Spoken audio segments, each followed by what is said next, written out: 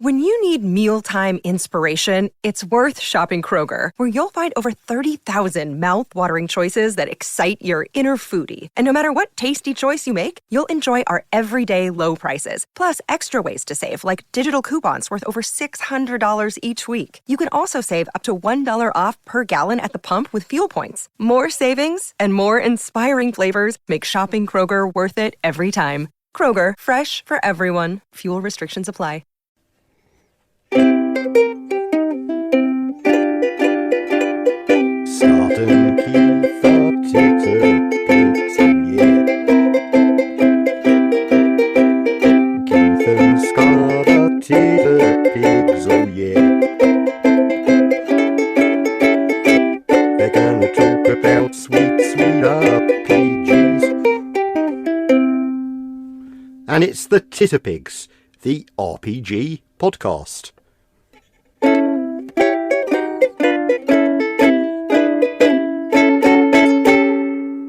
Am I getting paid for this one?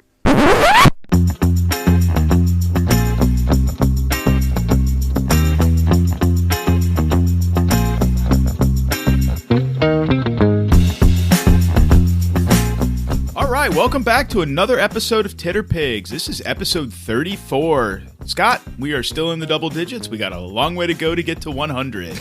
We're going to make it by the end of the year. Oh, God, no. God, no. Come on, it's November, by my clock, it's November 12th.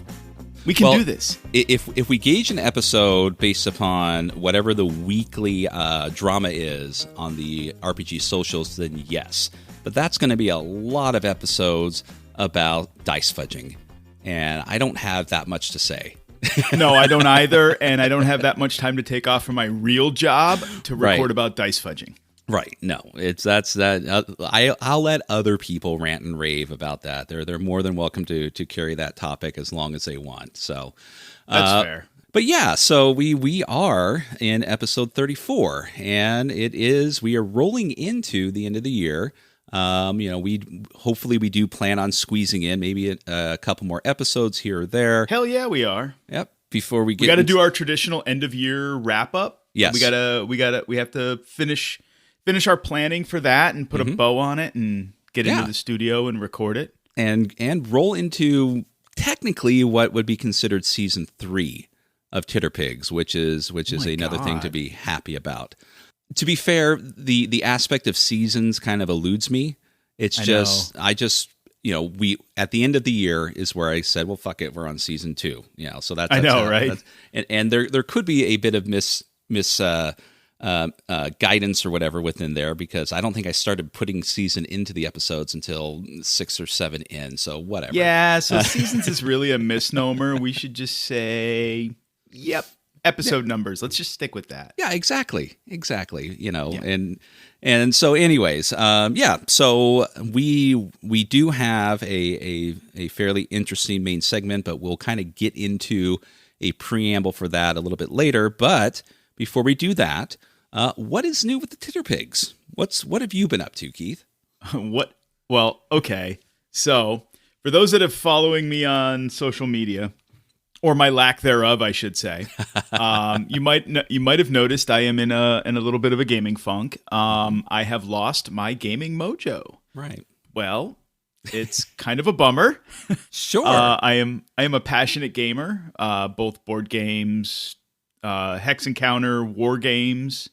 I love pushing cardboard around, and obviously role playing games. And I have, over the last probably 6 or 8 weeks, have really just kind of went and lost my mojo. I mean, I have no interest to like really read books. I'm still reading them for writing reviews, but I'm starting to find it more of a chore than an enjoyment. And playing games, I just don't really have the interest. I have been playing some games, and I'm enjoying them, but they're just it's not the same as it used to be. Right. Now, I will say, you guys, the gang, as it were, have been trying to motivate me. Like, hey, read this, play that, do this, write this down, watch a movie, do whatever. Yeah, XYZ. It's nothing to be ashamed of. It happens to most guys sometimes. Yeah, they make little pills for that too. That's what they tell me. But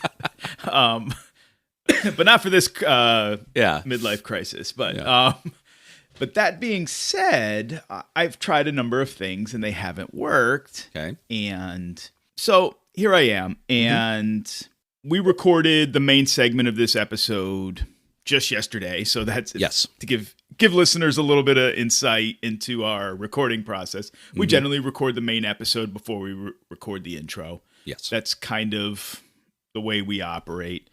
And not always, but generally speaking. Yeah. And after we recorded... Matter of time. Yeah, sorry, go on. Yeah, no, you're right. It is just kind of the way it works out. But after I got done thinking about post-recording, thinking about the what we recorded and the topic, and then I went to an engagement with my wife and got home last night, and I'm thinking about like trying to find my spark, right? Find gaming again, and I started digging around. I'm looking through my bookshelves and pulling books out and just thumbing through things. And then this morning, I didn't find anything last night. And this morning I woke up and it was like the little bit of a spark was there, just a little smoldering ember. So I am hopeful that I can pull a few threads together and make that ember kind of glow a little brighter and see what happens. So no, I don't want to. I don't want to say too much because I don't know if it'll come together and jinx myself. But oh no, I get it. I totally get it. But it's good to know that there have some sort of, I don't want to say hope, but I guess, for lack of a better term, but you found something that you're actively trying to get back into it and find your spark and find your mojo and hopefully it does come. Yeah, and again, I think, and that might be, this could also be another totally relevant topic of, burnout. I know other people have covered that topic, and I don't think there's anyone out there who hasn't had that kind of thing. Oh, it's a real thing. Yeah, and it's nothing wrong, but it is frustrating. I totally get it. It can be frustrating because it's like, something that people have found joy in for, well, let's just say from years or even decades. Suddenly it's just like, meh, meh. I just don't. I woke up one day and I was just kind of like, meh. Yeah. I've got a beautiful campaign downstairs that I'm supposed to be reading to review, and I am reading it, and it is enjoyable to read so far, but it's just like, I'm finding it in of itself is enjoyable to read, but I'm finding the process of reading it a chore. Like when I was in my high school years and I was forced to read books for English class and write book reports. It's like, Keith wants to read what Keith wants to read when Keith wants to read, right? Not what I'm told to read by an English teacher.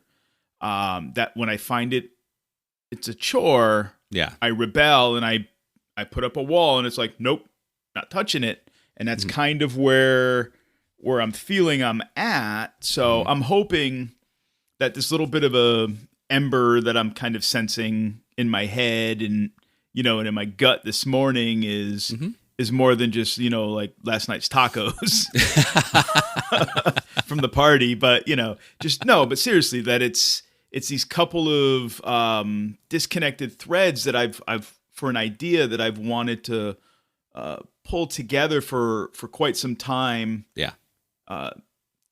Three kind of genre ideas and bring them together and maybe weave a little bit of a story together, and get a little creative, and hopefully that spark is the catalyst for getting over this funk till the next round of funk, because it happens. Yeah, it does. I mean, there's no denying it, and it's not always the game. It's any multitude of outside and internal influences that just either distract you, take precedent, or just bog you down so much you just don't have the energy to want. And many people get that. So absolutely. Yeah. So that's been my life, my situation.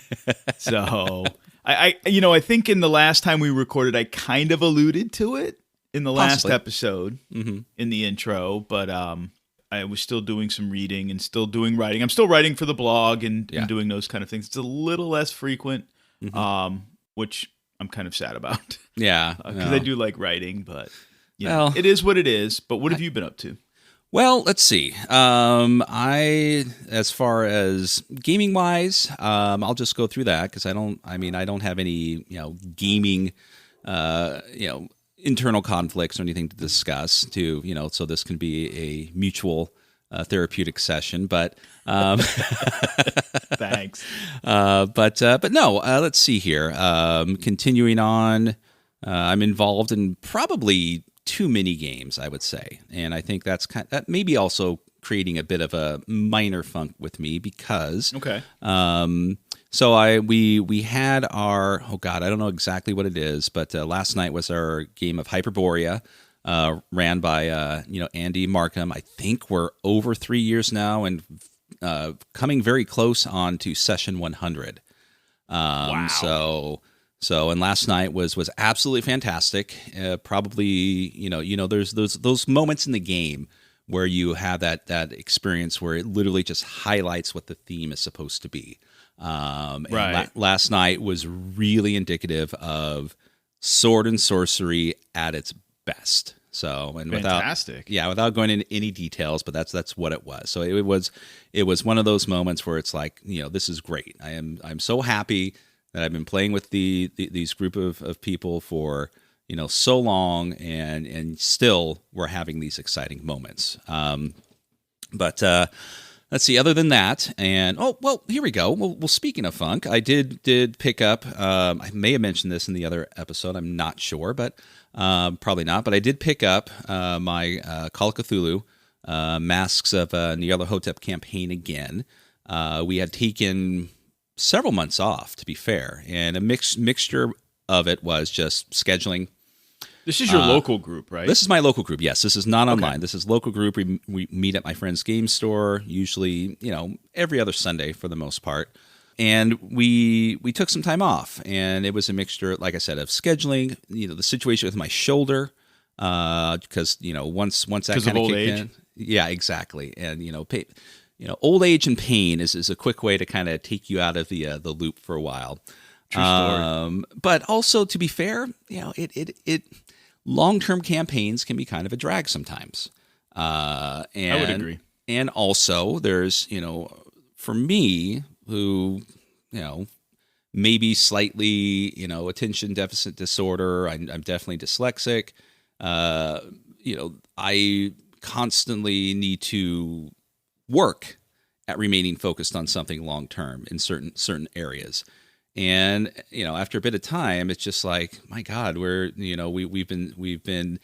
have been in Egypt for months, and I'm just like, can we just please move on to somewhere else? And I'm not saying that to them. I'm not trying to push them or anything, but it's just. I hope they don't listen to our podcast. I mean, I hope they do, but I hope they don't. No, I've aired this before. We're fairly open. Oh, okay. Yeah. So but no, I mean, it's not, and it was nothing.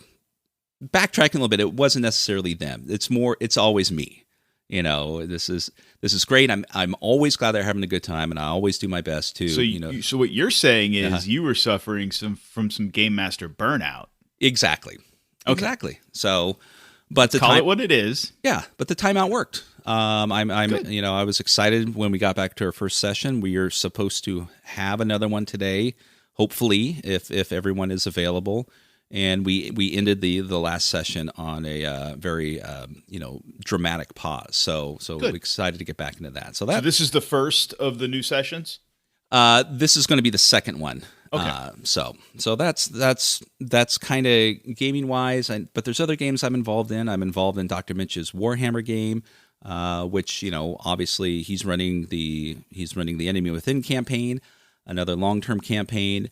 I'm enjoying it. I don't have any complaints about the game. It's like all things. But you don't know where you are in the campaign either. Well, that's different. But that's a me thing. That adds to the mystery and the mystique of the game, right? And then I'm also in in our patron Pat's GURPS game, which I'm enjoying. And finally, I'm also in the Traveler game. So these are on, usually bi-weekly or whenever people can get together. It's not like it takes That's up a lot of games. It is a lot of games though. So but it is what it is. It is an open table. So if any situation comes up where I just can't handle it, or my availability changes, there's no problem walking away from it, because that's the perk of being a player. It's even though as bad as you might feel, walking away from a game, it's a lot worse when you're a GM and you're just like, look, I just something's come up and we just can't anymore. So that's essentially what's been new with me gaming wise. Just carrying on, with everyday life outside of that. Nice. So let's talk about our episode, our main topic for this episode. Yes. So our episode that is going to be following this introduction is, and you'll see it in the title. It's going to be discussing safety tools in a particular method. We tagged it as more of a water cooler chat. We weren't really out to save the world and provide a definitive definition on the use of them or of them in itself, but we were discussing what would you say the merits of safety tools, the utilization of them. I wouldn't say a little from column A, a little from column B, but in context, the question as you posed it for our conversation was their use in public gaming spaces, not at our personal tables. True. Right? With our friends, it was to be used in like our friendly local gaming stores, at game conventions, right. With people we don't know. Right. Public spaces to avoid potential negative situations occurring. Right. And that's in a nutshell. And people will write a 500-page doctoral on safety tools, but in a nutshell, it's something to keep, to try to keep, negative things from occurring or negative things from continuing. Once, but that, we're not going to, we talk about all that in the main segment. So, but if the little post that I put out last night is any indication as to the type of feedback we might get, it says a lot, because it did provide a bit of insight onto the discussion of safety tools that we really didn't touch upon, I don't think, in there, that maybe we can just briefly take a look at. And so to kind of hold on. So what you're proposing to do right now in our intro segment to our episode is kind of have an addendum to our main segment up front. Okay, I like this. So we're doing things backwards, listeners. So what the fuck? I mean, it's fine. Many podcasts do, like, hey, this is Mike from the future. I'm redacting this thing because it may have been wrong, or I want to add to it. Yeah. So hey, listeners, this is Keith and Scott from the future. Right. We're going to talk about things and do this and that and connect dots. So here we go. Yeah. Try not to make it a completely different segment, but So long story short, which probably will end up being a long story anyways. So just last night I sent you a message saying, hey, what do you think about this question? Because, one of the things that we talked about is not necessarily, just safety tools unto himself. It's the content of RPGs, right? And, and there are specific RPGs out there that, at least in this current day and age, and with the progressive aspect of safety tools, their utilization, and and the ones that are available, was there, or is there, in your opinion, any sort of RPG based on its content alone, that you would absolutely say, yes, not only am I feel it requires safety tools, that I'm going to need to utilize a variety of them because of the content, you're right. And let's just say we're not going to tell you which socials we posted the question on. You can find it. Yeah. You can find it. Just it's not hard, but just go look if you really want to. Yeah, if you haven't. However, some of the responses that the question garnered. Mm-hmm. Woohoo! It's interesting, It is. To be fair. I mean, you would think it was just a very almost fluffy question. I'll be honest. I thought it was, when you asked me before you posted it, because you asked me before you went live with the question, I thought it was pretty straightforward. Yeah. What RPG, in your opinion, based off its content alone, warrants safety tools? Right. And like, I would expect answers like, I don't know, maybe like Call of Cthulhu or Cult or Delta maybe Green. Chill. Yeah. Or maybe Vaesen. I mean, I felt, it wasn't a hard-biting topic. It was essentially pretty much a fluff question, and fluff questions are essentially designed to just, get a little bit of insight, and also to, fluff questions are also designed to promote certain topics from people who are, are providing content. It's all it is. It's not a hit piece. Yeah. But some of the responses are a little. It's odd. I wouldn't say it's odd. I would say that it's interesting. The question itself. I'm just going to say this because I think we kind of touch on this in the main segment too, if not directly and indirectly. Right. This topic. People get very passionate about this topic. Exactly. And it brings out I'm just going to say it because I don't think we say it in the main segment, but I'm going to say it here. It brings out the best in people, and it brings out the worst in people when they talk about safety tools. Right. Because you're either very, very passionate about it to the extreme, or you're very passionate about it to the extreme. Right. And then there's a lot of people that, and I mean the extreme one side or the other. Right. And then there's people that are kind of down the middle of the road that are like, oh, this game has some subject matter that warrants it, so I'm gonna have this or that, and we talk about that in the main segment. Right. So you'll have to listen for that part. Exactly. But there are people like, nope, I'm super passionate, leaning this way, so I'm holding to my position here, and super passionate the other way, and I'm going to hold to my passion and those opinions there. Yeah.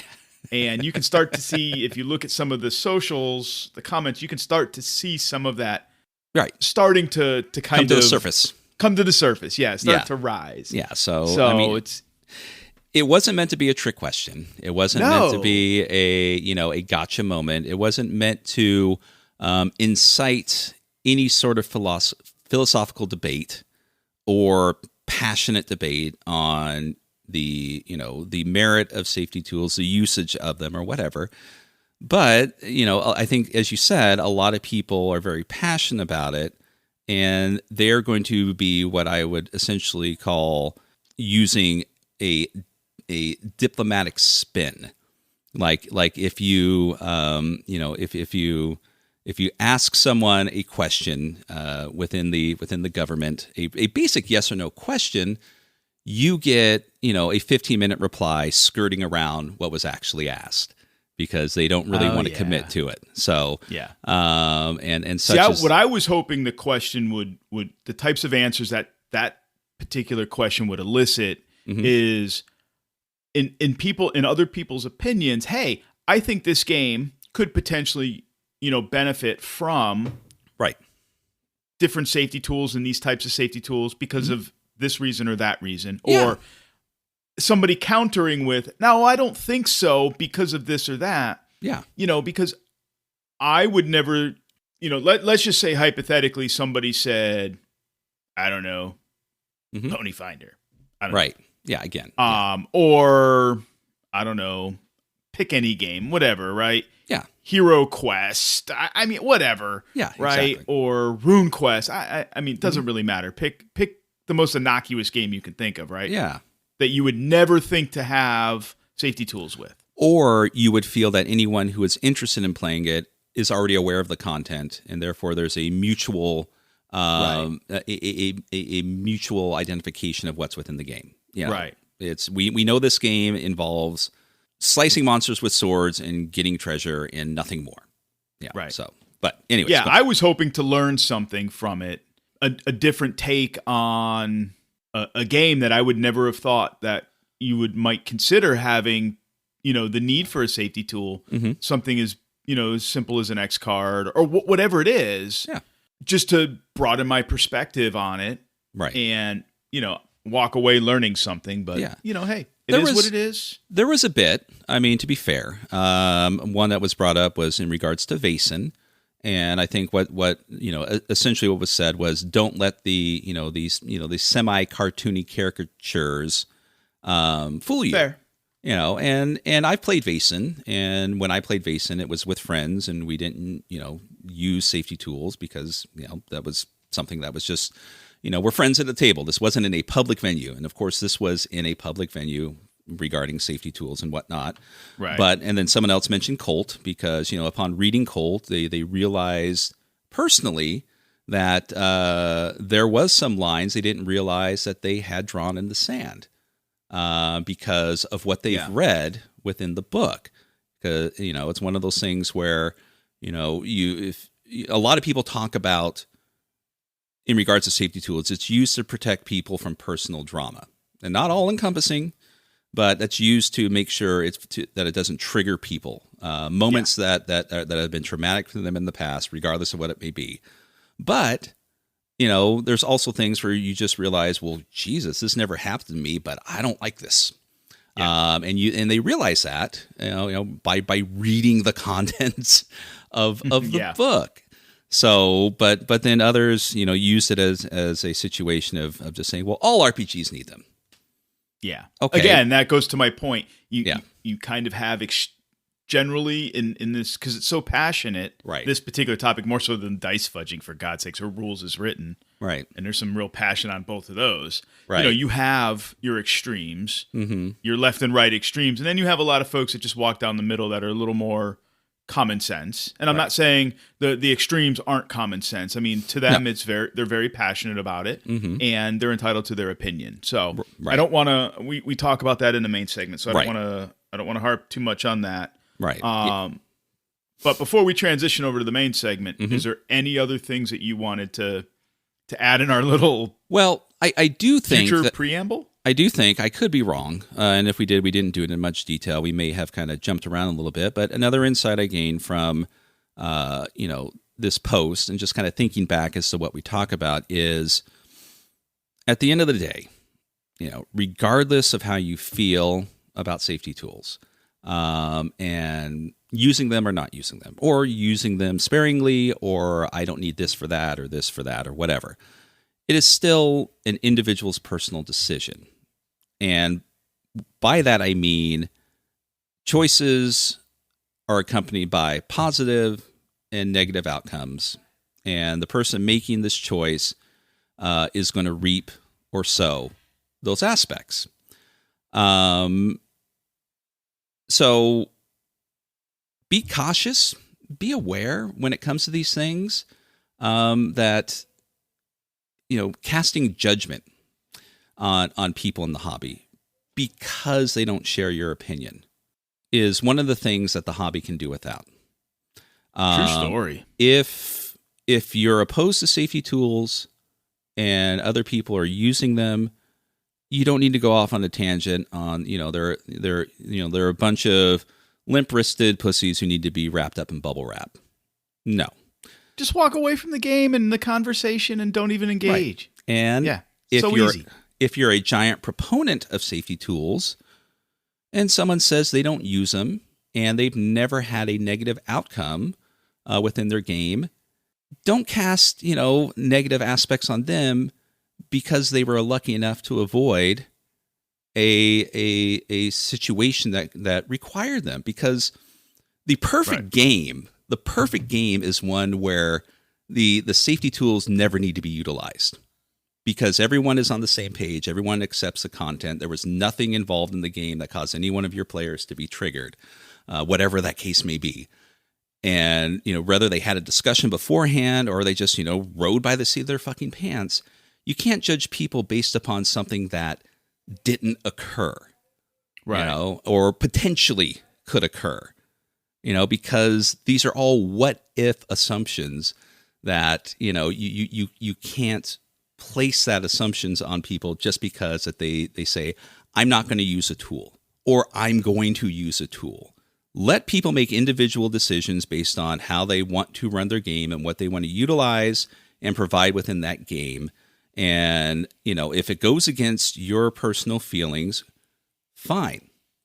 You just can carry on the way you do you, and, let them, and down the road, if someone says, I've never used safety tools, but then all of a sudden something happened and now I, realize that, the benefit of them, and I should have used them, fine.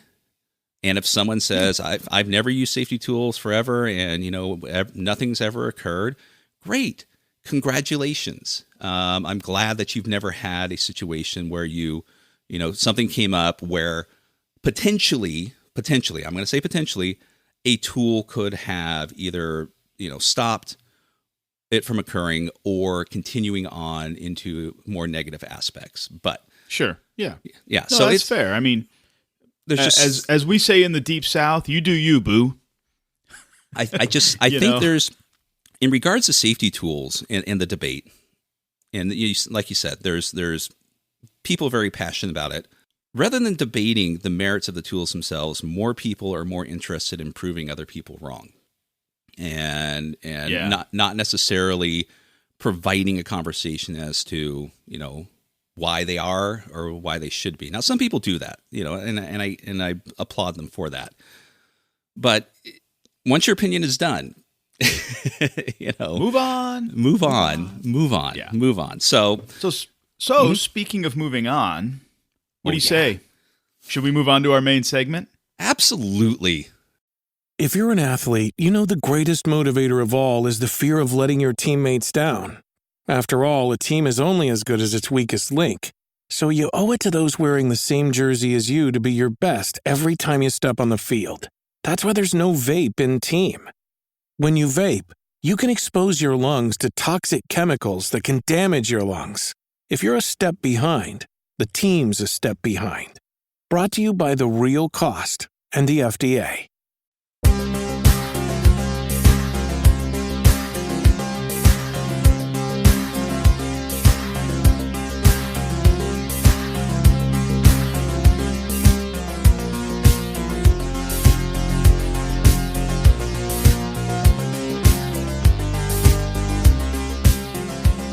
All right, welcome back to our main segment of this episode. Scott and I are finally back in the studio. As you heard from our intro, we are going to do a little bit of a water cooler session this evening. We are going to just chew the fat, shoot the shit, whatever you want to call it. And if you follow what water cooler sessions are like, I know we do them around my office and within the bigger community of what I do in my industry. We do them globally through Zoom, and we attack problems, and discuss things and try to get to the root of what the topic du jour is, and then what some possible solutions to that topic are. So Scott and I are going to kind of tackle this a little bit today. Yeah, a little bit of impromptu. So Scott, what actually are we going to talk about? Well, I do want to just kind of predicate a few things before we dive into it. One being is, we are not a tabletop RPG gossip channel. We do not hop on the. I know we'd probably get more listens if we actually did. We would, but that's the way of the dark side. But okay, that's fair. Yes, but every once in a while, certain topics may come up that Keith and I want to just chat about, and ultimately, we're not here to solve the issue. We're just kind of here to maybe, just discuss it and, give our opinions on certain things. And likewise, you may hear a couple things on here that where we will be playing devil's advocate. So not necessarily our opinion, but, since we've been kind of, dragging the lead here a little bit, we're going to be, discussing some divisive topics today. We're going to be talking. Yes. So as of recently, certain things that have crept up again, like they do, certain things tend to be on a cycle, and the topic of safety tools has come up. There's something that has also reared its head if we get around to it, and that's the topic of bleed. And, something else may come through it, as this is strictly an organic conversation that Keith and I are going to have. Take that for what it's worth. Also, I think this is also important. Both Keith and I just want to make it clear that we are not anti-safety tools. That is correct. I Yes. actually like my safety tools. Yes, we are not two old guys here ranting and raving how, back in our day, we climbed uphill through the snow and played Dungeons and Dragons with no safety tools and everybody was fine. No, we're not here to do that. But like most things, there's certain opinions about how these tools are utilized, and also how they're presented to the general population of the hobby. And there's always going to be extreme views on both sides, pro and con. Ooh, like politics. Right, exactly. And I can almost hear the unsubscribe button being clicked. I think that's the sound we heard in the background right there. Right. But I also do want to kind of preface, I throw my own preface in with this. Yes. As this conversation evolves, wherever it goes, because we have no script, we're not doing anything right like that.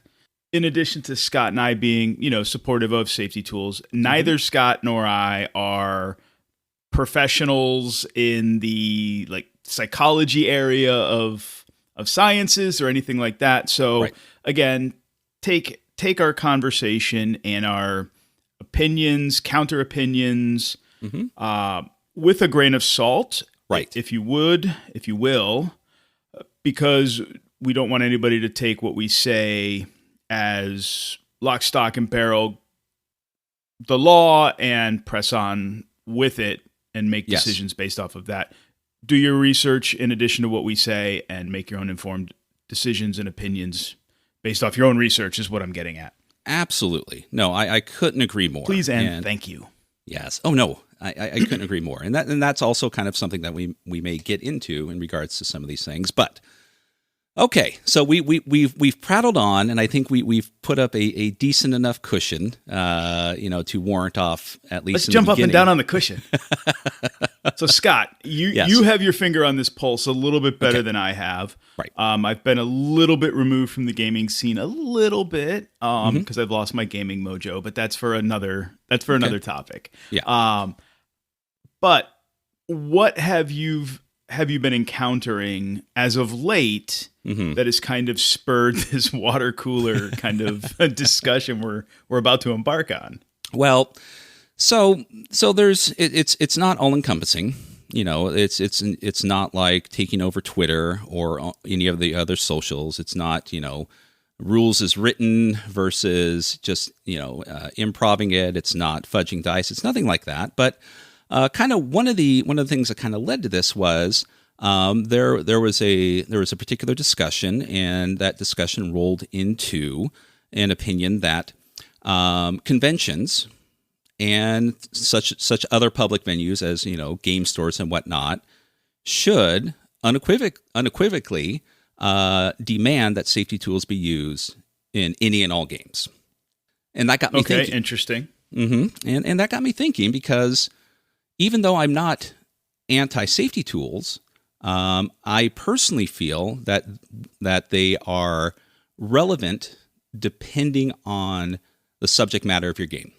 That depending on what it is you're running, that the safety tool that you're choosing to utilize can potentially, and I'm going to put in quotes, potentially either prevent or in a reactionary role stop the further focus on certain subject matter that may make certain players uncomfortable, uneasy, or any other aspect such as that. But okay, but what? But do they need to be presented in every single game? Hands down. And the conversation rolled into, of course, my immediate response was, well, how do you police this? How does a convention such as Gen Con make sure that every single table has safety tools readily available for people who are playing their game, regardless of what it is? If you can't, are you then requesting or requiring the players to report such incidences? If you get my meaning. I mean, I don't mean to step on your toes, but I got to go where my head's going. No, go initially. ahead. Yeah. in the case of just in general safety tools in a public venue, I'm not of the opinion, or I should say I am of the opinion that I kind of support that. I have seen some rather grotesque conversations come out of local gaming stores and in conventions. I used to be a convention organizer. Yes. And run games at conventions. So I have seen the best of the best, and I've seen, I won't say that I've seen the worst of the worst, but I have seen some pretty bad subject matter arise in games. Now, would safety tools have prevented it? Those oddball, infrequent bad occasions? I don't know for sure, because people are people, right? Right. They're going to do what they want to do. Right. But I think having had safety tools been like X-Card or a quick lines and veils at the beginning of a game, had been addressed and implemented, could it possibly have prevented some of it? Quite possibly. Okay. Now, in the case of like the convention I used to help organize, when we had, 100, 125, 150 tables throughout a 3 or 4 day weekend of gaming, right? Gen Con, holy Christ, that's just massive. Right. It's nigh impossible to make sure that every GM is using some type of safety tool. But when you have your GM's code of conduct that GMs sign on to when they agree to run a game at a convention, and they agree that if that's what the convention's policy is, that you will at least use at a minimum lines and veils or X-Card or something that the convention ascribes to. Right. And you don't, and they find out, either a player reports or another game master reports, or convention staff that do rotate and walk around just making sure, keeping peace, and looking for things happening that shouldn't be happening. Right. Report it, then obviously, then you have violated the GM's code of conduct that you agreed to when you signed up to run a game. Right. So it is kind of enforceable to some extent. Now, you would just, in the case when we were running a convention, if you violated our GM's code of conduct, depending on the egregious nature of it, we would boot you from the convention. You wouldn't run any more of your games. Your badge would be revoked, and you would be asked to leave. And you would be banned from further conventions. So, right. No, I don't think I'm saying that it's not enforceable, because it can be in one form or another. I mean, even starting at the beginning, we require safety tools. If you don't want to use them, you can't join the con. Fair enough. But as you said, people are people.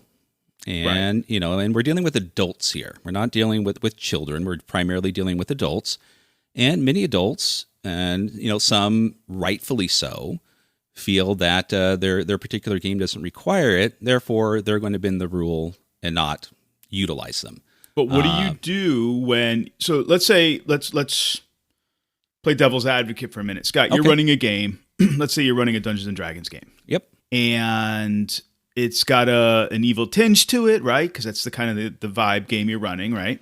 Okay. And it's at a convention or game store, doesn't really matter. And I decide as a player that I am going to do something as a player. Right. You've decided that no safety tools are required. Nothing's going to go off too far to the left or too far to the right. Okay. That's going to warrant it. The subject matter in and of itself doesn't warrant it. But then I, as a player, decide my character is going to do something that goes outside of those boundaries to where it's egregious enough that it might have, derailed the game. Could have used a warning to somebody, like, my character is going to, I don't know, flay the skin off of that, dead wizard, or I'm gonna lock those children in that barn and burn it to the ground. I mean, something really egregious that, we all agree that even in a fantasy game should not happen. In a make-believe game should not happen. Okay. People are still people, and people play games for different reasons. Live out their fantasies. They want to be a knight for a few hours, or a prince or a princess, or whatever. Live out this little fantasy in their head, regardless of whatever the genre is. I'm just using, fantasy as the kind of catch-all right now. So what do you do? I mean, in that instance, if you're a GM and you survey the table, or even if you as a GM take issue with that, you need to, if you feel that it's egregious enough, that you need to stop the game and either have an immediate conversation with this person, or if it's so egregious that it is just completely unacceptable, you eject them from the table, and that's therein lies some of the issues with safety tools. Primarily, most of the safety tools are reactionary. They're designed not necessarily to stop these heinous events from occurring, but to prevent them from continuing. So regardless of what you do after the fact, it's already occurred. There's no way to stop that. That is true. But if you had, in my example, if you empowered the players to have an X card, right? Sure. Right. So you as the game master didn't see anything wrong with what I did, but the players all had the power to use the X card and go, okay, hey, I want to X card that. That's just inappropriate. The players are empowered to make that comment. Sure. Right. And without prefacing the game with the use of an X card, do players feel empowered to make that call for themselves? Some will, some won't. It just depends on how they feel socially, like are they socially awkward or not. Right. But even though you have reactionarily engaged with the offending content, you have also laid a marker on the table, whether it's with an X card or just looking at the person, the game master, or a player going, what the fuck was that? Right. You laid a marker on the table that says that comment or that behavior or that line of thinking is not appropriate. No, I get that. And that's one of the pluses of how they work. Sure. Yes, it's not going to the only tried and true method. To be perfectly honest here, of all the safety tools available, the only tried and true method is an open conversation before the start of your game. But those are primarily reserved for games that have certain content that everyone kind of feels is questionable, the extreme. Right. And in my opinion, that's why these safety tools were created. They were created to allow either the player or the GM to handle these extreme situations that potentially can occur in a game, content presented within the game itself, or the scenario that's being presented. Right. So it's not designed to prevent every possible situation, as you said earlier. People are people, but it can potentially stop it from getting worse. But in certain situations, the damage is already done, especially when you're dealing with, I guess, triggers. With certain people's triggers. If let's say, okay, there's a relatively innocent game of D&D. We're just going to use a vanilla one, like Keep on the Borderlands, right? Okay. You really can't get more vanilla D&D than that. We're at a keep. True story. Hello, Scott from the future here. I'm popping in to clarify something about Keep on the Borderlands that I completely forgot about. And that is, in one part of the dungeon, it houses some female orcs, or goblins, or whatever, monsters, and also their children, that could potentially be killed by the adventurers. So, I'm not going to go into the real-world analog versus monster debate here, but I just wanted to point out that yes, I may have been wrong, and in what I consider to be a vanilla adventure with no potential issues, but there is that, and do with that what you will. So please delete your post or emails you were going to send correcting us. And now, back to the episode. We go to a keep, we do some hex crawling, we do some dungeon crawling, we kill some monsters, we get some treasure, we go back, rinse, wash, and repeat. And you kind of go over this, and most people, you're going, this is what the game is about. You're going to be killing monsters, you're going to be getting treasure, you're going to be conversing with some, general NPCs, nothing extreme. Okay. I don't like animal abuse, right? I don't really know of anyone who does. Fair. And okay. But you've created a group of player characters, and one of which we'll just say is like a hunter or a ranger, and they have a dog, a companion, a pet. And during the course of the adventure, an orc, hurts the dog because the dog is part of the party and is also part of the combat. Right. Well, come to find out that somebody just, loses their shit. Lost their dog, and because of this situation. Now, of course, an X card at the table is going to stop that from occurring, but the trigger of the gun has already been pulled. Essentially the memory of the aspect has already been applied. Now, you don't want to make it worse because thank God most everyone are carrying human beings, but there was no way for you to prevent that from happening, nor would you even consider it because that didn't occur to you. I mean, and right. Realistically speaking, why would it? So now that may kind of fall into the aspect of, well, then you should just have safety tools at every game, no matter what. But did it actually prevent someone from recalling that horrendous memory of what occurred to them? And meanwhile, everyone else at the table, even though they don't like animal abuse, they don't have an issue with it, not because they're pro-animal abuse, but they understand that, well, this is part of the aspect of the game. This is part of the story involved. If something like this occurs in a movie or in a book, you're not pro it, but you understand it's an aspect of what moves the story forward. Right. I agree with you on that. And I think that's where like the particular safety tool, if it's used, lines and veils, right, is if used up front is a good tool, where you set the things that are hard nosed and the other things that are like, okay, if this comes up, it's gonna be a veil, it's gonna happen, but we're not gonna describe it.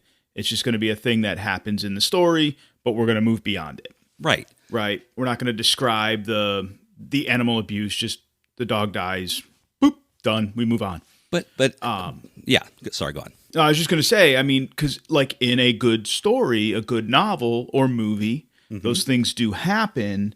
You don't get up and walk out. Most people don't get up and walk out of the movie or throw the book in the fire, Right. However, the counter to this, the devil's advocate piece is yes, you're not please. doing reading a lines and veils sheet before a movie, going to see a movie, or before you pick up a book to read a book. Right. But what you do tend to do is you look at the rating, and the ratings include certain aspects of the movie, or you've heard about it through watercooler talk, or you've seen a trailer, and therefore you make the decision that, well, this movie may not be for me. If I can't handle gore or extreme violence, I'm not going to go see Saw. Right. And I've noticed, and maybe it's been happening for quite a while and I just don't pay attention, but like a lot of these TV shows and that I've been binging lately and stuff, it'll have like just a little blurb in the upper left corner that says smoking, sexual violence, gore, blah, blah, blah, blah. And I just ignore them, but I've noticed them lately and I'm like, okay, so there's your trigger warnings, right? Mm-hmm. We're starting to see them more in role-playing game products in general, in the elevator pitches for games, mainly in, I would say more predominantly in the horror realm of things, but they are in other things, other game genres. Right. I wouldn't expect to see them in Westerns, but you never know. Okay. But I mean, it is one of those things, and that's, to be perfectly honest, out of all the safety tools that are available, I think one of the most intrusive and potentially damaging is the checklist. Again, are you referring to the big, comprehensive, time-consuming checklist from Monty Cook Games? Yes, or any variant of that. Yeah. I think, this is one of those where I think I kind of get into the extreme examples, the people who are proponents for safety tools, but they take it a little bit too far. Because the checklist is one of those that could potentially derail or damage the game, simply because it's not necessarily a checklist. Are you not okay with these certain extreme examples? It's more of, what don't you like? It's like getting a sundae. It's like, well, I don't want whipped cream, I don't want nuts, but I want cherries, and I want chocolate syrup, because I don't like nuts and I don't like whipped cream. It's not like I necessarily have an issue with it, or it's going to cause me any sort of emotional duress. I just don't like it. I don't want spiders in my game because they're icky. And before not that I'm arachnophobic, right? They're just icky. And before anyone kind of goes on, well, Scott, you're just setting an extreme example, which tends to occur in these type of conversations, these what ifs. I'm going to say that's what safety tools are designed for to a degree. They're designed to handle extreme examples. It's whenever you hear something about a safety tool gone wrong, it's not because someone, had spiders in their game and someone had an issue with it because they're icky. It's always, someone has an extreme phobia, and the GM didn't fail to mention that, spiders are part of the game, and therefore, chaos ensued. Well, let's think back to some of these extreme examples, right? Since we're talking about those. Yes. I won't mention any names if I can help it, but there were some internet celebs, right, that did streaming and stuff like that. Yes. And in one instance, I recall this individual was, I think they were at the culmination of their scenario or their campaign, and all of a sudden, without warning, there was no warning to the players, there was a situation of sexual assault within the story. Right. The players were not told ahead of time because it was being recorded, it was being streamed and then recorded for posterity. And they were not told in advance and given warning, right?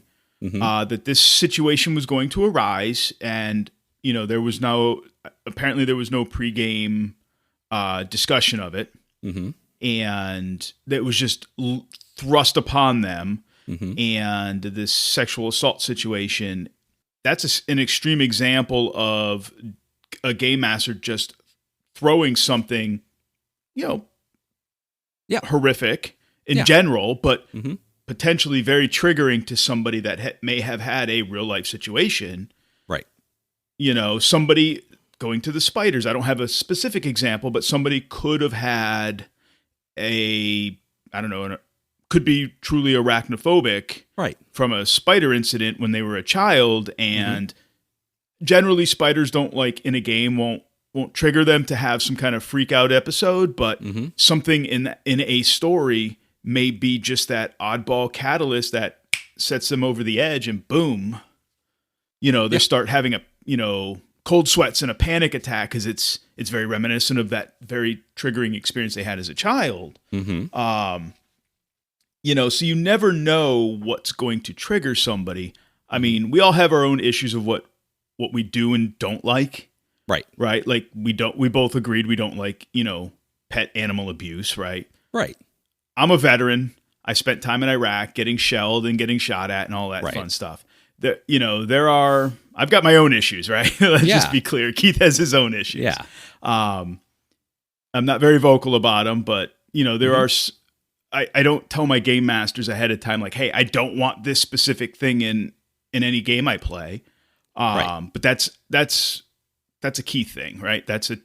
Yes. I make those decisions for myself, but other people may, if given the opportunity, say, listen, I don't want games that have abusive children. I'm very vocal about that. I don't want any game. I won't play in any game that has sexual violence or abusive children in it. That's just, even if it's failed or in any context. Yeah. I mean, now if we're playing a game that's, your preteen teen investigators and it's, there's some give and take in that, right? Yeah, like kids on bikes and whatever, but we're talking, but if it's wanton abuse, no. Yeah. I mean, that's and again, these are extreme situations, but you have levels of acceptance. If you're playing a game on kids on bikes and the monster threatens the kids, and to be fair, I've never played it, so I don't know if death occurs in the game or not, but let's just say hypothetically speaking, you're okay with that. But if we're dealing with extreme examples like molestation, or very graphic, detailed, murders that involve children, or certain things like that, that's different. But again, an extreme situation, and I think that's where I kind of slide off some of the scales of the absolute aspect of the necessity of safety tools. Is I do feel that they were initially designed to handle very touchy subjects, but then it kind of slid into more of, does this make you uncomfortable, or do you just not want this? Not really a question of can you not handle it, but you don't want it. Icky spiders again? Yeah, or other things. I mean, and to kind of bring back the D&D thing, there's always the controversy of, we'll just say the orc controversy, or orcs are people too, or are they just mindless NPCs to kill and take their treasure, and they're all evil? That's a topic that a lot of people run around with quite a bit. But if you're sitting down at a game table and of D&D, and you say, well, I don't want orcs presented as evil, and it's like, well, okay, but this is not necessarily an emotional aspect. This is like a personal preference, right? And then that's where we get into the aspect that I feel a lot of the safety tools, or some of the more extreme proponents of the safety tools, tend to ignore, is player responsibility at the table. Again, the only safety tool that is primarily going to work best is open conversation. This game, especially in regards to certain games that need it to be a part of it, like horror games. Right. This game is going to have touchy subject matter. It's going to touch on this, this, and this.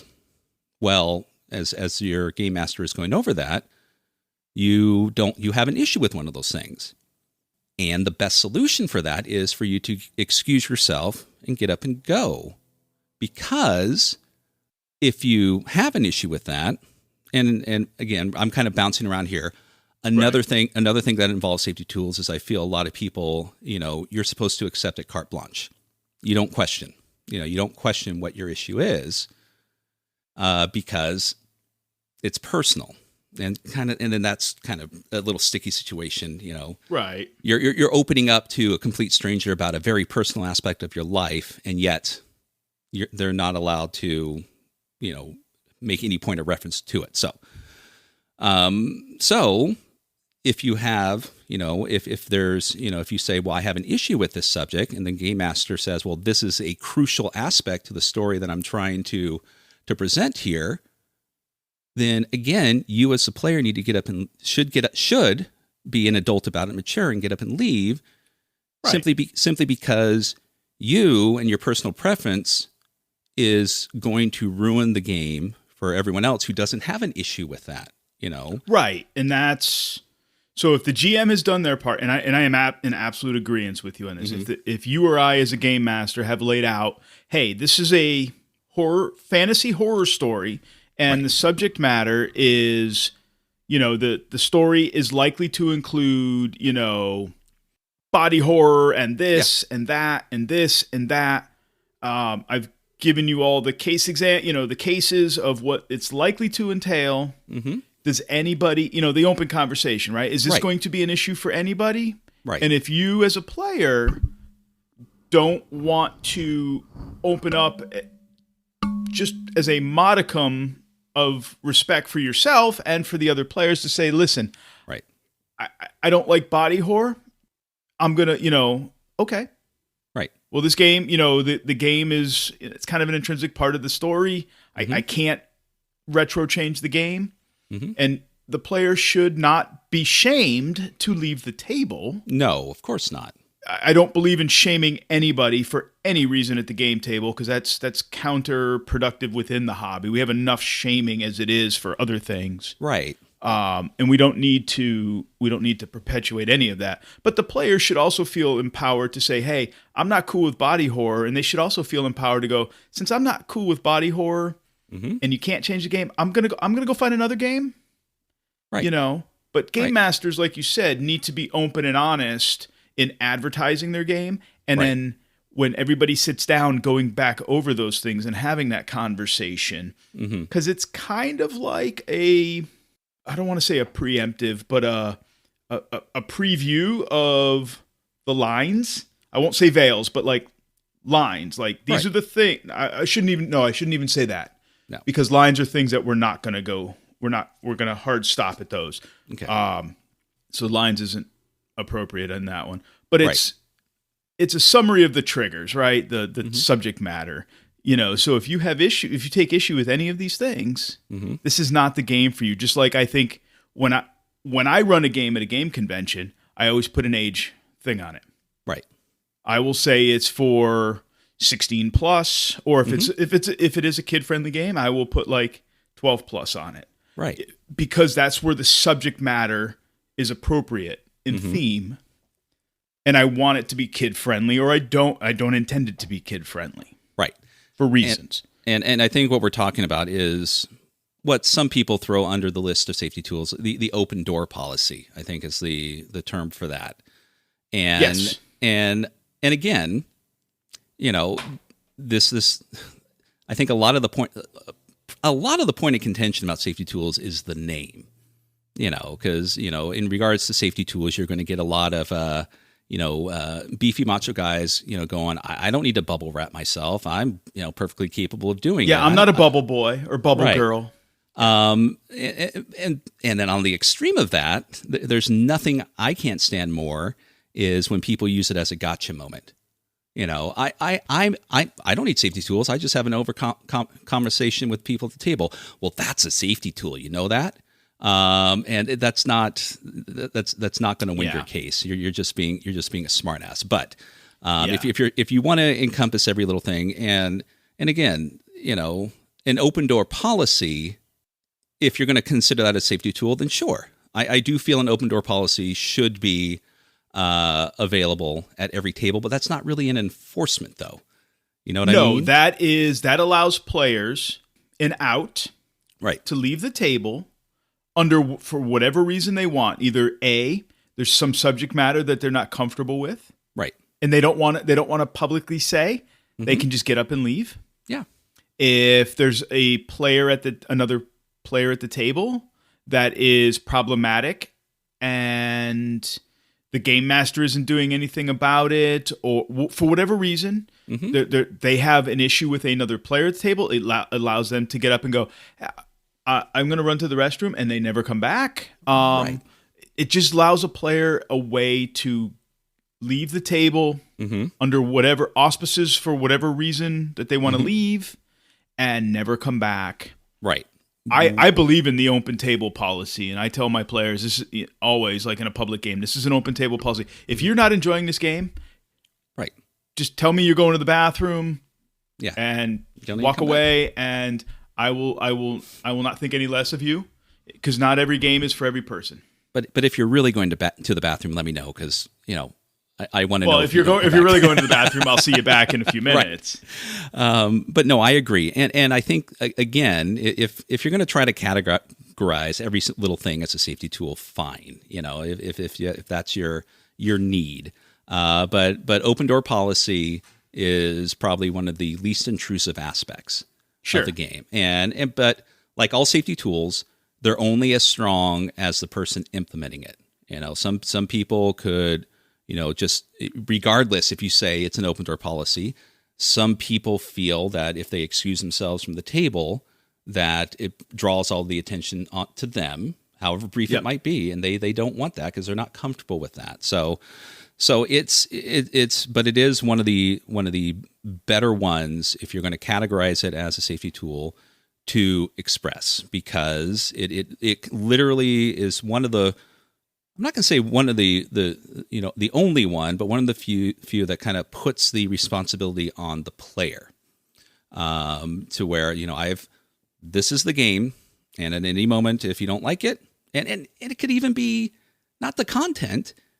If you're not having fun, if you're not just enjoying this game, if you find out, if you find out that, someone who is, wearing a kilt, running a Space 1889 game, is not for you. You should You should be able to get up and leave the table and not feel bad about it and go about your day. Right. And have a great Gen Con. Right, exactly. Which but we're adults. You do as we say, not as we do. Not as we did. Right. So I can see.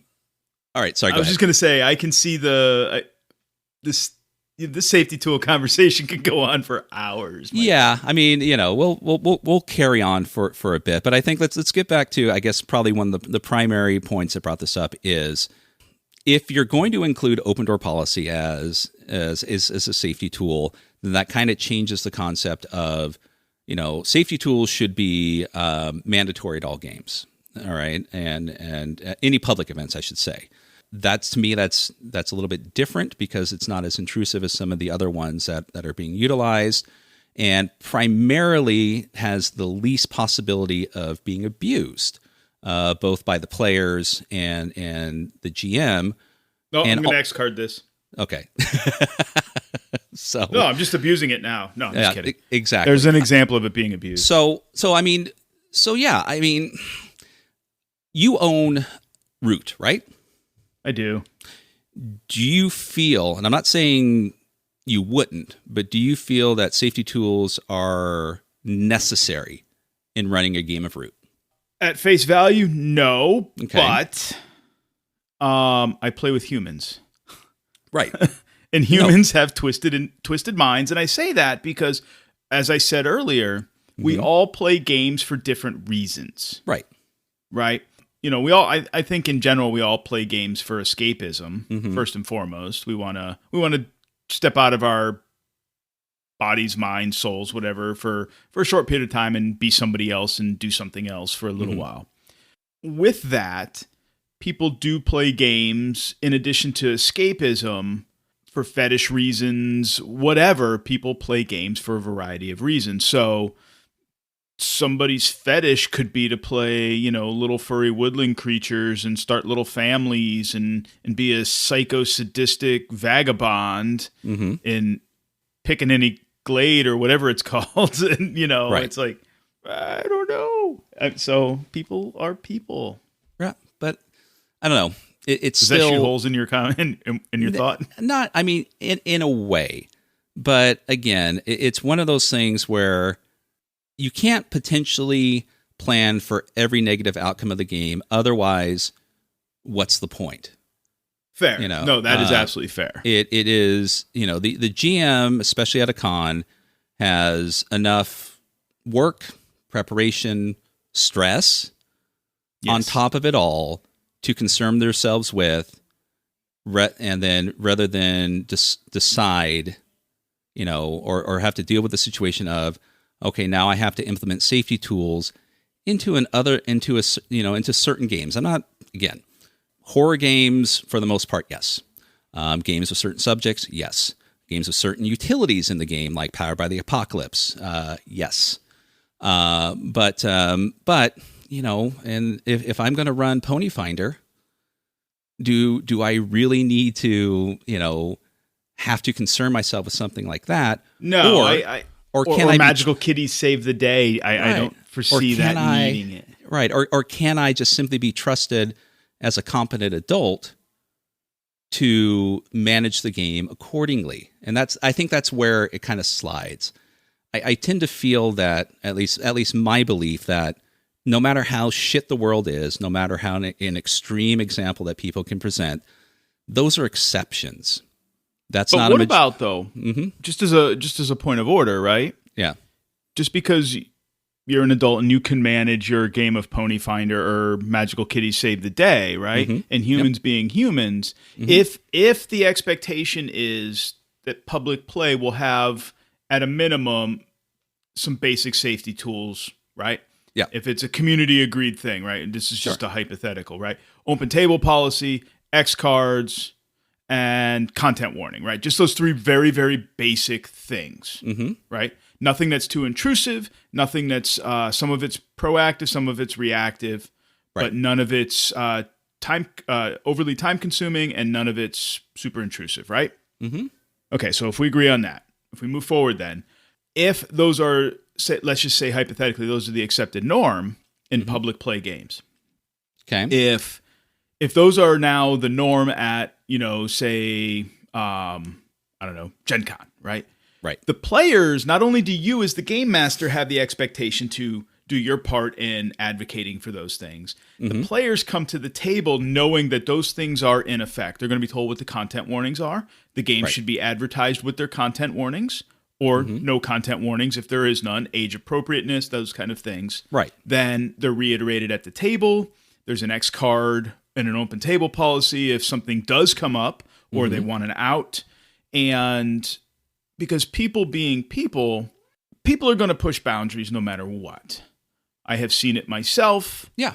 But I think what it does is if the GM has that expectation put upon them to make sure that they adhere to those things, and the players know that those things are in effect, and now they come to the table with a certain expectation as well, and in terms of a subconscious code of conduct, as if you will, right?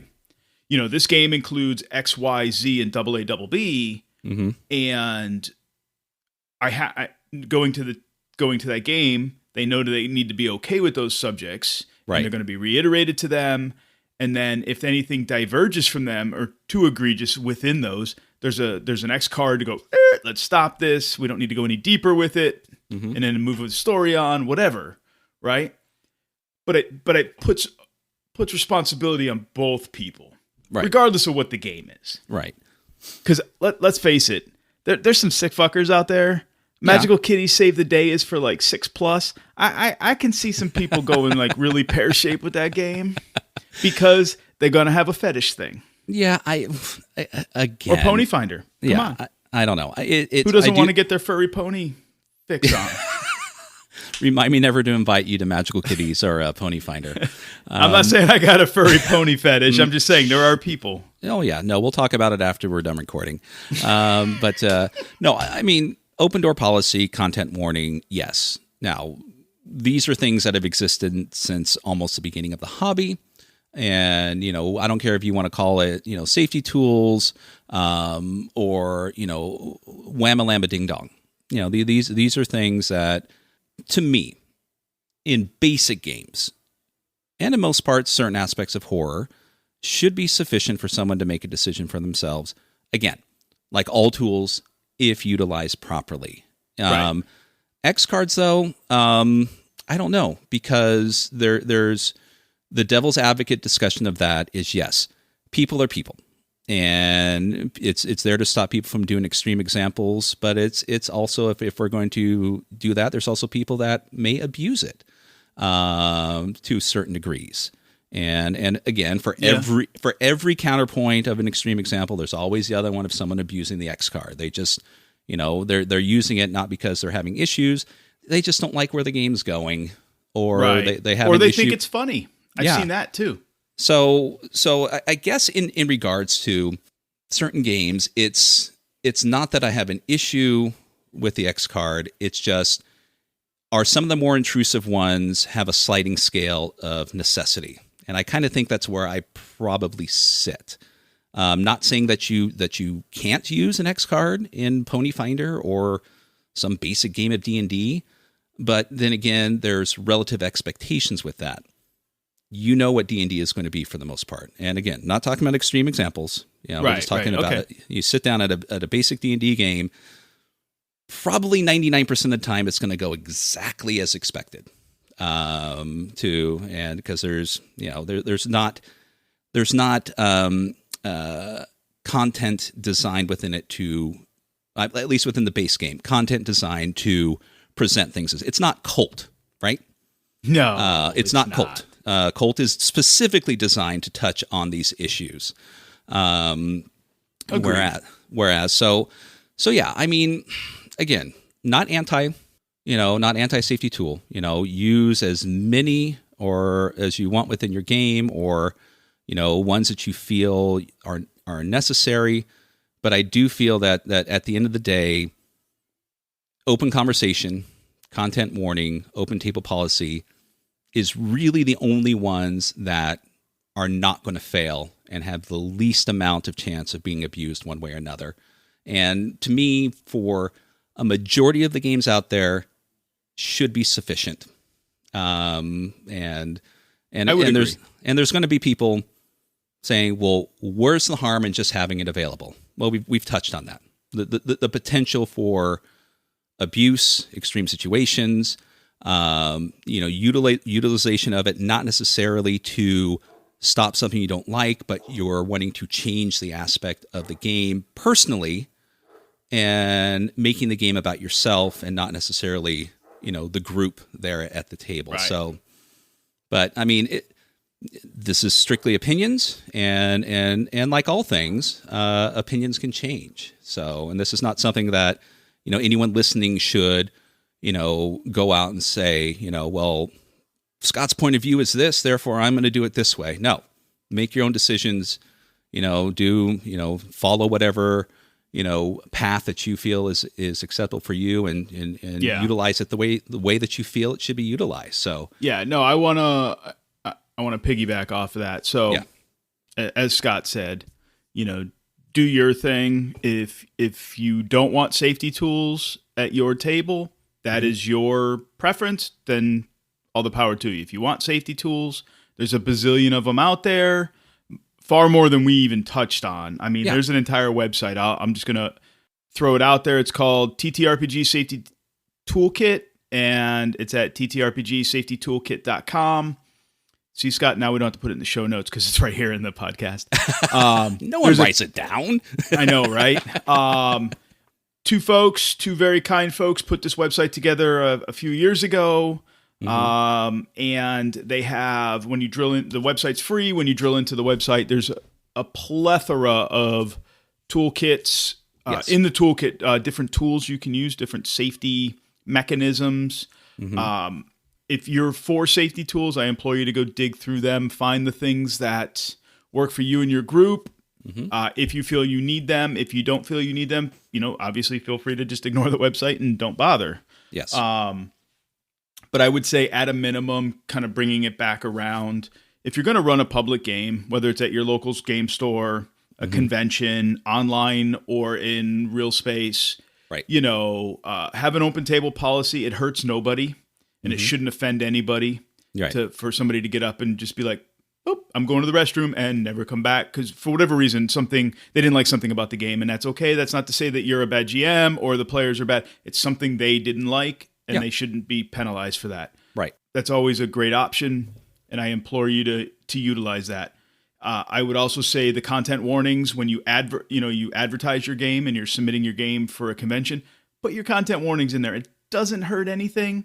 It should not offend anybody to see content warnings or put them out there in public. You're not giving away your story, for God's sakes. No. I'm so tired of hearing people go, well, I can't tell you what the content warnings are because I'm going to give away my story. You're not giving away your effing story. No.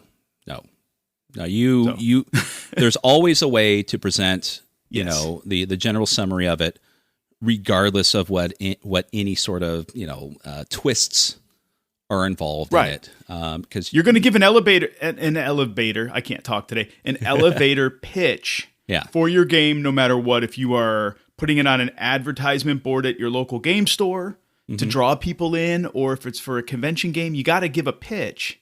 All you're adding is, body horror, just trigger words, right? Body horror, violence against adults, violence against orcs, whatever it is. Yeah. Drow are not evil, whatever it is. Yeah. No, it's things that you think people are gonna want to know, and it's not giving away your story. No, and it doesn't. And don't think of it as negative. It's designed not only to tell people this may not be for them, but it's also designed to tell it, oh, this game may be for me. Right. You may get more people into your game if they have a clear idea of what it is. I know many people who have thought, I like horror. I've played Call of Cthulhu and chill. I heard Cult is horror. I'm going to play that game. And woof. they were in for a surprise because they either didn't do the proper research or the game wasn't presented as well as it should have. My guess is the latter. Yeah, and so and I think that kind of touches on another thing.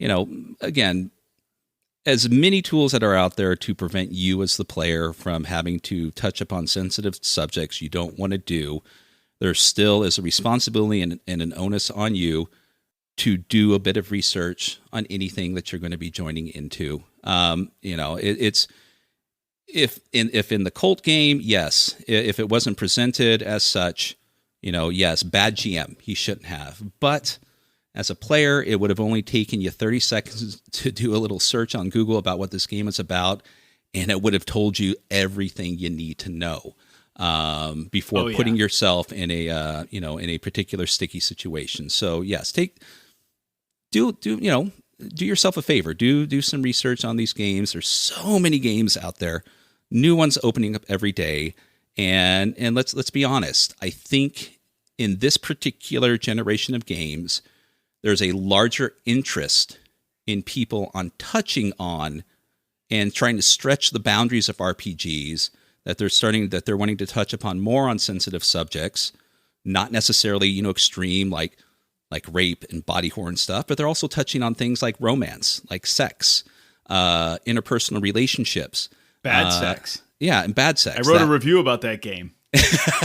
That's actually a game, no shit. Yeah. It's a game. It's from a Finnish guy. And if that's what people want to investigate and invest in an RPG, and they're okay with that, more power to them. But again, there's a lot more of that that people are creating and trying to discover and push the boundaries of that.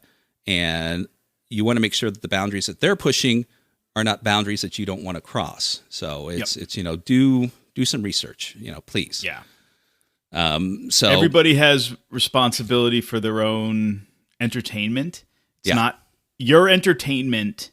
Your entertainment and your responsibility doesn't get thrown out the window and that onus placed on the GM. Right. That's just not a thing. You are investing as is the GM in your entertainment at the table, and it is your responsibility as much as it is the game master's responsibility to lay out all the facts. The GM's responsibility to lay out the facts of the game, like content, the content warnings and things like that, age appropriateness, whatever, kind of the rules of engagement before the game, and reminder at the start of the game.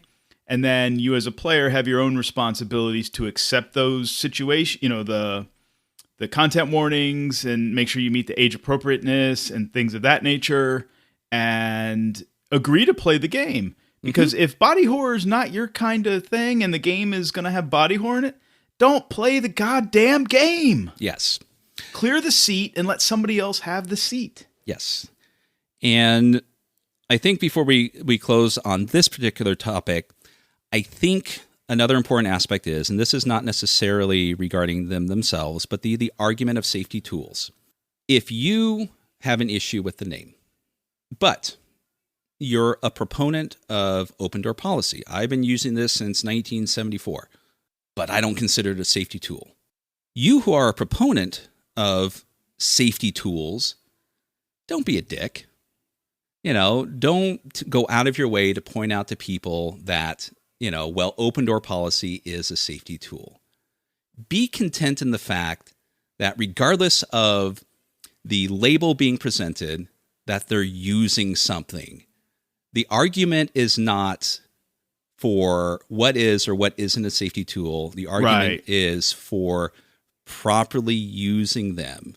And the quickest way to turn somebody against using a particular tool is to be a smartass about it, be snarky, be pushy, and utilize wordplay, not necessarily, continue the cause of them, but because you want to get one up on someone. If someone comes out and says, I don't use safety tools, but I have open door policy and I discuss everything with the game and I don't need it, move on. They're using it. You don't need to point out that it's a safety tool. It just creates more contention unnecessarily. So right. They see it for what it is. Yeah. They just don't call it a safety tool. Maybe they're just, for whatever reason, because safety tool is more a more modern terminology, and that's okay. Right. Whatever. Hey, it's okay. We're all trying to get after the same thing. Right. A better gaming experience for everybody sitting at our table. That's the bottom line. Exactly. Unless it's Pony Finder. Well, we just don't talk about Pony Finder, because what happens at Pony Finder stays at Pony Finder. I mean, that you dress up one time and show up at a table, suddenly you're a brony. I mean, I don't know what to Listen, say. dude, what you do at cons, that's what you do at cons. I don't partake in that, but I'm not going to belittle you for doing that, okay? Right.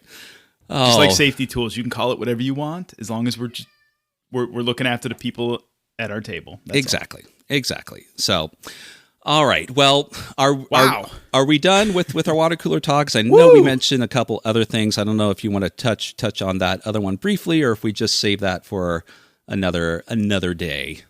Oh my God, that's we've run long in the tooth on this one. We'll save the other one. Because I think the other one could run long too. So exactly. So we did mention discussing the aspect of bleed.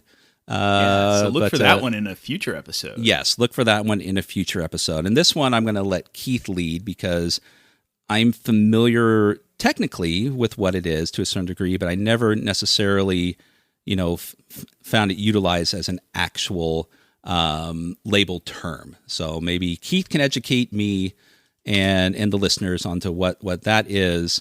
And I got to do my homework. We can take it from there. We're not supposed to do homework. No, I mean not homework. I mean by homework I mean pull up a website on Wikipedia and read it as we're recording. Because that's we how go. That's how we do most things.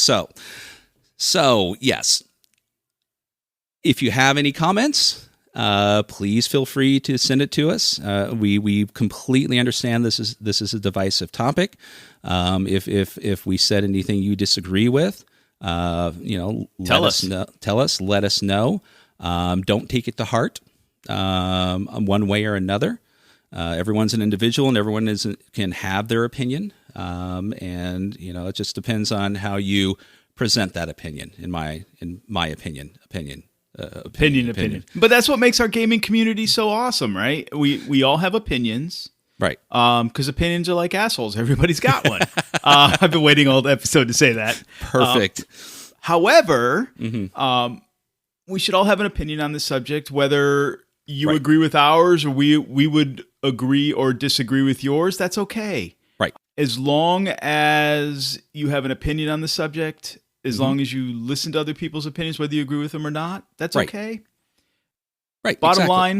Bottom line, as long as your players at your table are having a good time and don't walk away feeling cringy or anything, then obviously you're doing something right. Exactly. Or you're not doing something wrong. So it's okay. Exactly. One way or another. Oh, and before we end it, just one more thing I just want to preface.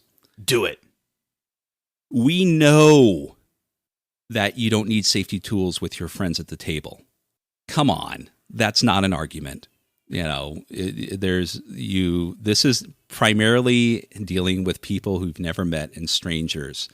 If you and your friends or your buddies have no problem with any sort of topic, you don't need to come in and say, well, I don't need safety tools because me and my friends have been playing it for the past 40 years and never had an issue. But shit. How do I remember every time, the infrequent times that I run games for you, that I have to have on the list of things that you get super excited and triggered in a super happy, horny way about pony finder stuff? I mean, when I start rubbing my pelvis on the camera, but I need to know that in advance because it's cringeworthy. No. I know you're not wrong. We can sit here and preface every sort of extreme example, and then we'll just go on for hours and hours. But I just wanted to throw that out. Yes, if you and your friends don't need it, then don't feel like it's necessary. But you don't need to use that as a point of objection in the whole ridiculous safety tool conversation and argument that goes on and will continue to go on, and well into the future. But it's never going to end. No. But let's end our episode here. Yes, sounds good.